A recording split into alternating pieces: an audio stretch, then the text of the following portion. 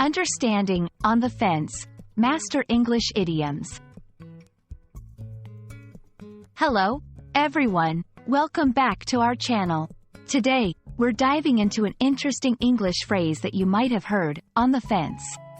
It's a common expression, but what does it really mean? Stay with us to find out, and we'll explore how you can use this phrase to enhance your English communication. The phrase, on the fence, is an idiom used to describe someone who is undecided about a choice or unable to choose between two options. Imagine sitting on a fence, not stepping down on either side. That's exactly the visual this idiom paints, a state of indecision or neutrality. It's important to understand that being on the fence doesn't imply a lack of interest but rather a temporary state of uncertainty or contemplation. The origins of this phrase are somewhat unclear, but it's believed to date back to American politics in the 19th century, where it was used to describe politicians who would not commit to a stance, waiting to see which way the wind would blow before making a decision.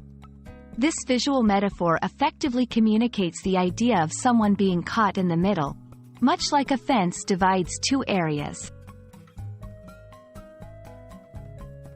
Using on the fence in a sentence is quite straightforward. It's commonly used in everyday conversation and writing. Here are a few examples to help you understand its usage. I'm on the fence about going to the beach or the mountains for vacation. He's still on the fence about accepting the job offer. They were on the fence about buying the new house due to its high cost. In each example, the phrase clearly illustrates a scenario of hesitation or deliberation between two or more options. There are several other expressions in English that convey a similar sense of indecision.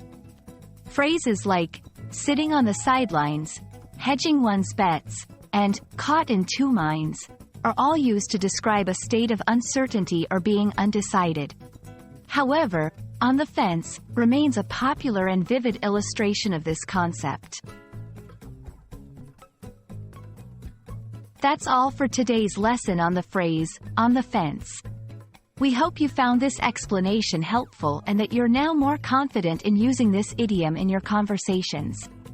Remember, mastering idioms is a key step in becoming fluent in English, as it not only enhances your vocabulary but also helps you understand the cultural nuances of the language.